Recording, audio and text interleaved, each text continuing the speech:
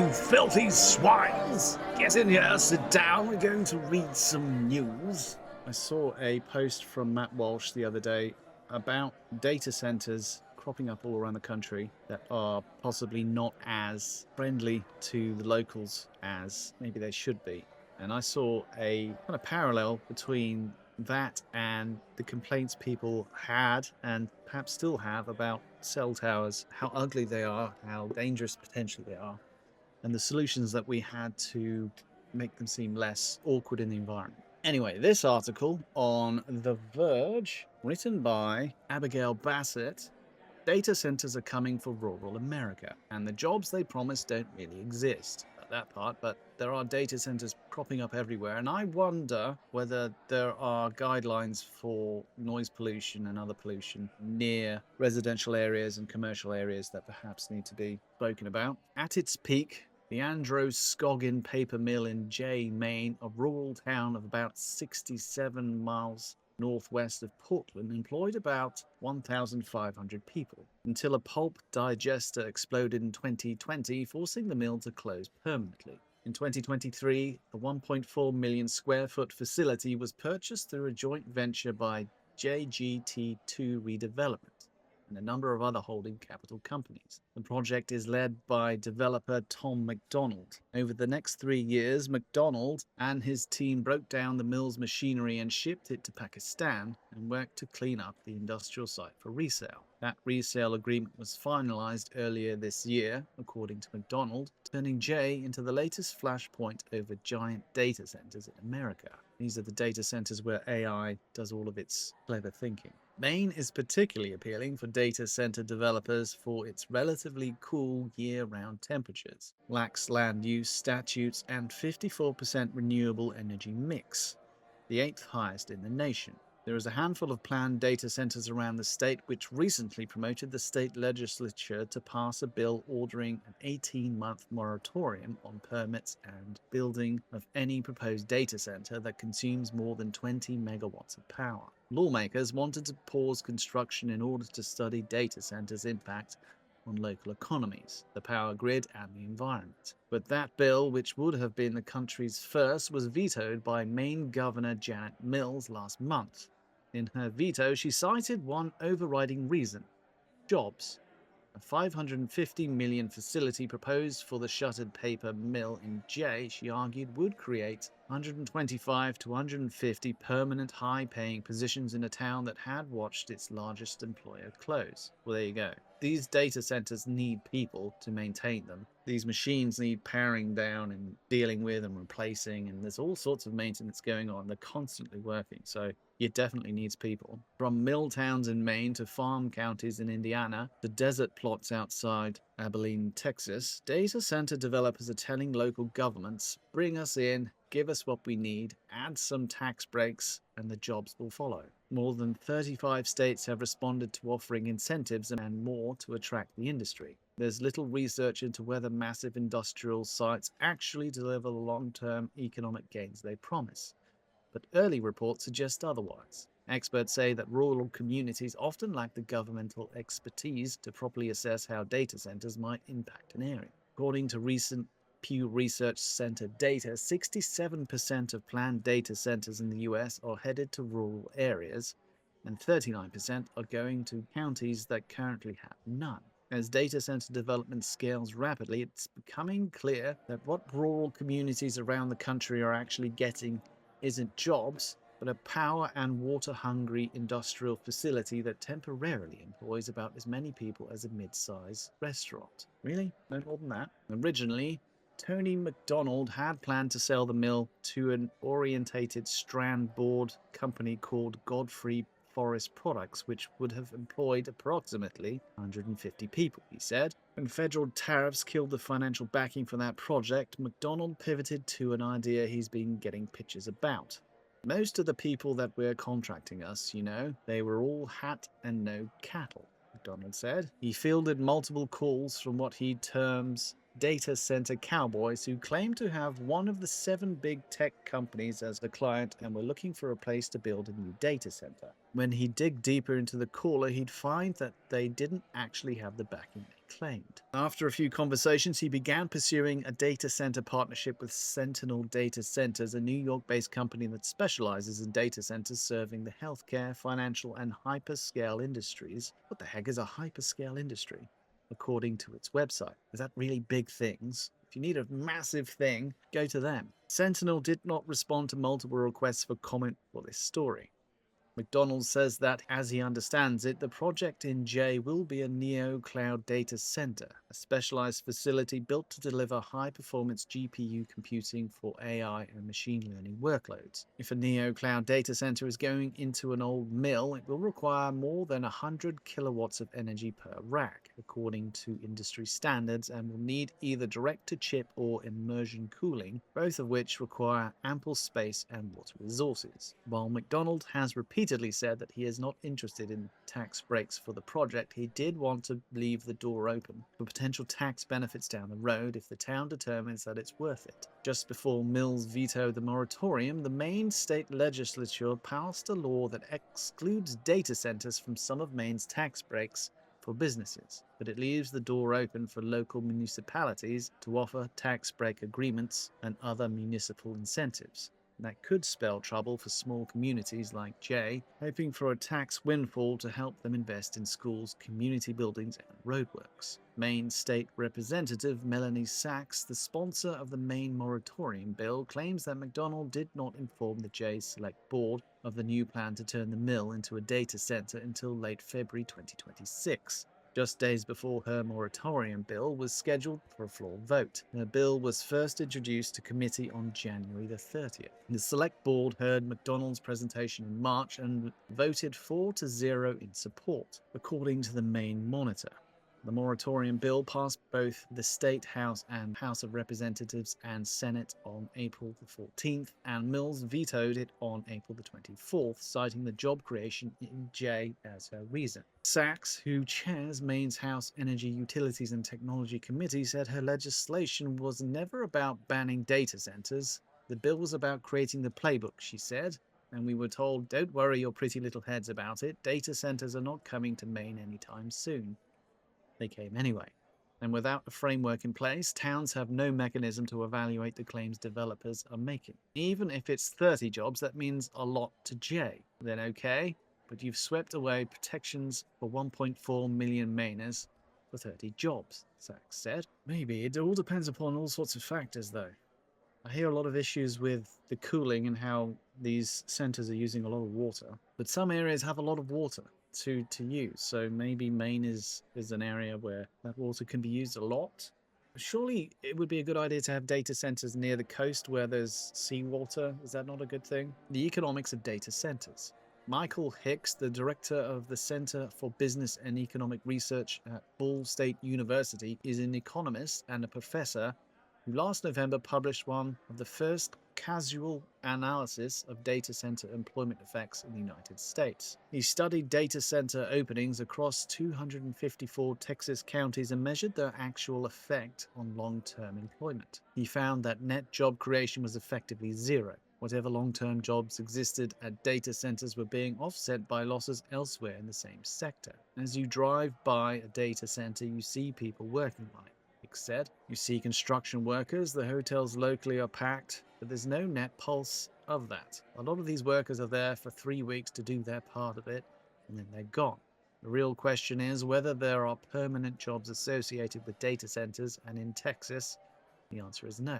They're not using robots to fix these centers. They're not automating the maintenance of it. They require people. So there's definitely a number of people who have to be on site, and I suppose a number of specialist contractors that are brought in. So there are jobs that are being brought to the area. I don't know if those jobs are being offset by other people's jobs being lost because of the AI that's being used. Is that the issue? I don't know. Texas serves as an ideal testbed because of its isolated grid and a mix of large, fast-growing metros and tech hubs alongside rural, remote towns, which mirrors the rest of the country. As Hicks puts it, it's essentially a mini United States with its variety of regions, and the economic lessons learned in Texas can be widely applied across the country. Rural towns are often outgunned when trying to negotiate deals with larger data center builders, said Anthony Elmo, public education funding defender at Good Jobs First, a non-profit research center focused on corporate and government accountability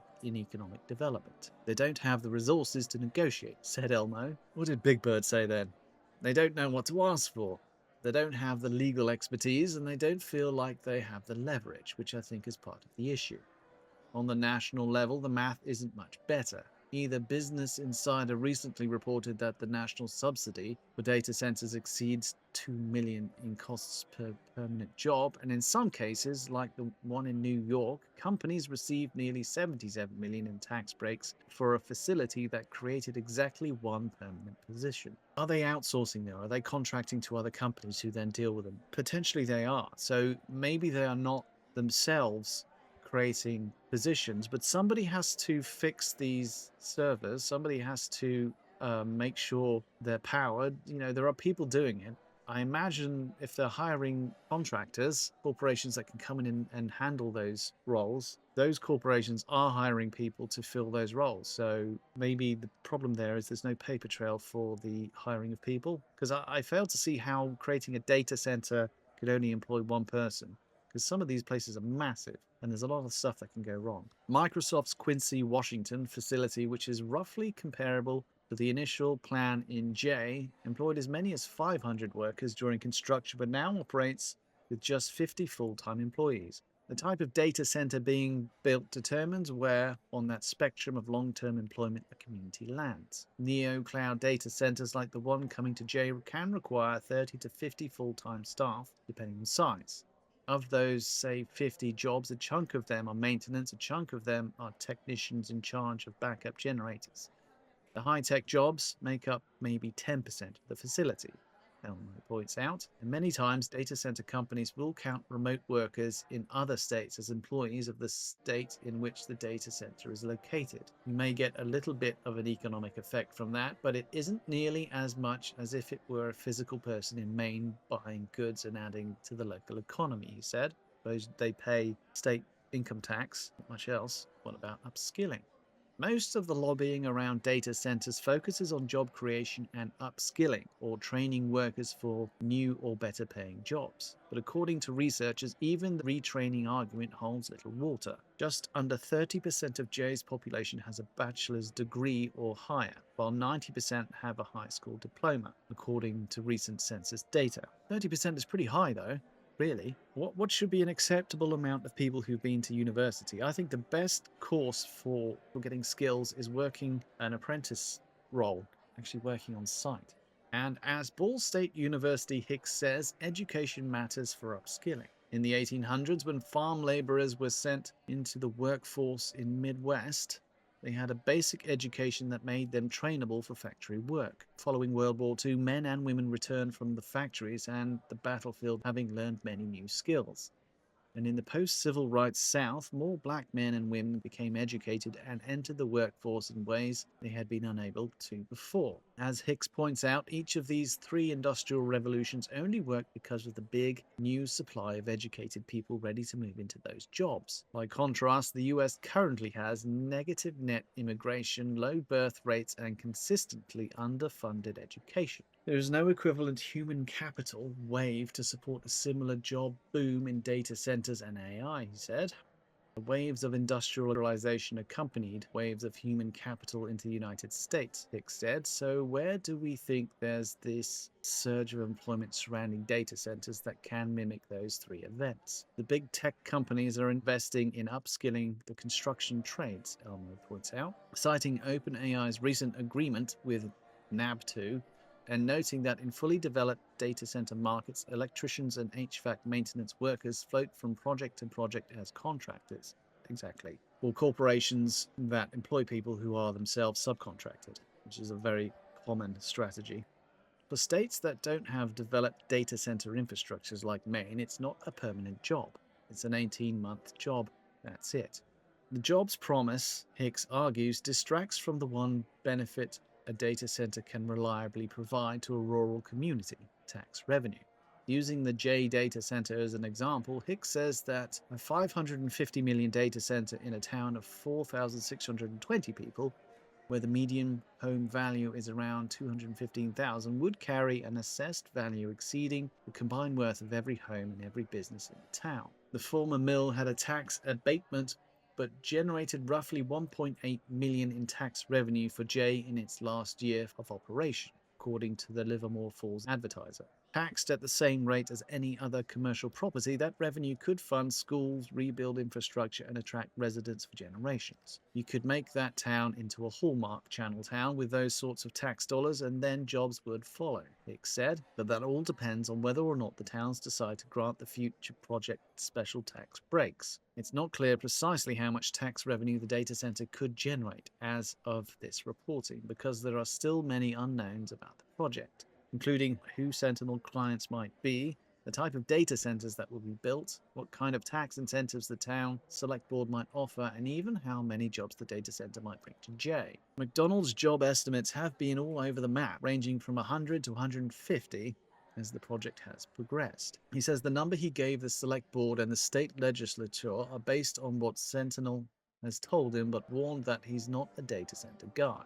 Ultimately, this is a tech Ouroboros. The same data center infrastructure subsidized as a jobs program is purpose-built to reduce human labor, and the AI it powers is explicitly designed to automate work. Communities are being asked to trade tax revenue and grid capacity for jobs in an industry whose core product is labor replacement. Yep, it sucks, but I mean, labor replacement, yes, but you're creating new jobs as well for the maintenance of the data center, and also whoever depends upon the AI may be making money using the AI as well. So there are jobs being created by it as well, potentially. It's the biggest capital expenditure since the Manhattan Project, and it isn't going to create tens of thousands of jobs in the long term, Elmo said. It's not some economic boom. Meta, Amazon, OpenAI, Oracle, they're all shedding jobs in real time while spending billions on data centers so that other organizations can shed additional jobs through AI. At some point, people need to ask more critical questions about this. As Hicks points out, rural America is being sold the same bill of goods it's been sold for 50 years.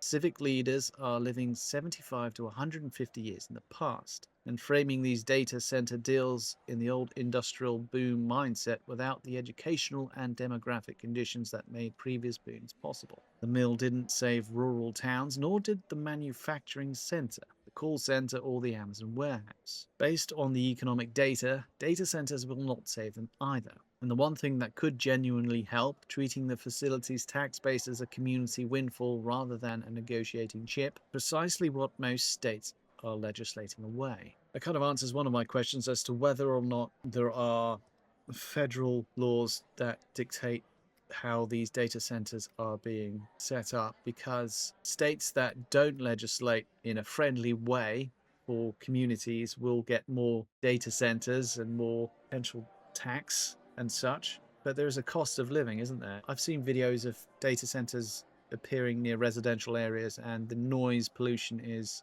intense. I don't know whether there should be some kind of zoning so that they are not near residential areas, or whether there is a requirement for sound dampening, which you often see by freeways and highways and whatever, where you get these giant walls that effectively block out sound. Just planting trees around them can do the same thing, and that's a good thing for the environment. Or how about ideas to give tax breaks to these companies building data centers if they also create power station that can then lower the cost of power for the local community? So perhaps there isn't a tax break, but people's electricity goes down, or their water supply cost goes down, or something that is a benefit to the local community. That would be a good thing. I would encourage that. But there are ways of, similar to how cell tower masts you often see on the top of buildings or in remote areas or dressed up as trees or whatever, basically in response to the panic that kicked off during the 90s and the 2000s of all these cell towers everywhere. And the 5G ones don't look too bad now. They look kind of weird. They look like a pillar. They don't have all the knobbly bobbly dishes and stuff on them like the old 3G or 4G or whatever cell towers had. But I imagine there's ways of making these more environmentally appealing and benefiting the local communities, even if they don't get jobs from them, even if there are tax breaks. Because if this data center also has a power station next to it that's supplying power to it and is part and parcel of the agreement for setting up there, that's also going to bring jobs. Is it not? Power stations require maintenance and all that. Just a thought. It's an interesting thing. This is an interesting issue that is getting a lot of people grumbling about, and I think we need, probably, I'd like to see some kind of federal level advising sound dampening and other solutions to make them more appealing, because some people really hate them. I think they're very important, but they are ugly, potentially, and noisy. Keep them away from retail districts, keep them away from residential areas, lots of sound dampening. Yeah, and let's embrace the future. That's it for now. Thank you for joining me. If you like what I do, hit the like button wherever you are. But that is it for now. And the only thing I have left to say is Pigwig out. Oink, oinkity, snort, snuffle, snuffle, squee, oink, oink, wee, squeal, snort, snort, oinkity, squee. Oink, oink, oinkity, squee, squee, wee, wee, wee, snuffle, snort, squeal, squeal, oinkity, oink, snort, snort, squee, oink, oink, oink, oink, oink, oink, wee, wee, wee, wee, oh. Snort, snuffle, oink, squee, squeal, wee, snort, oinkity, oinkity, oink, oink, snuffle, wee, squee, snort, oink, squeal. Oink, oink, oinkity, squee, squee, wee, wee, wee, snuffle, snort, squeal, squeal, oinkity, oink, snort, snort, squee, oink, oink, oink, oink, oink, oink, wee, wee, wee, wee, oh. Oink, oinkity, snort, snuffle, snuffle, squee, oinkity, oink, oink, snuffle, wee, squee, snort, oink, squeal. Oink, oink, oinkity, squee, squee, wee, wee, wee, snuffle, snort, squeal, squeal, oinkity, oink, snort, snort, squee, oink, oink, oink, oink, oink, oink, wee, wee, wee, wee, oh. Squeal, squeal.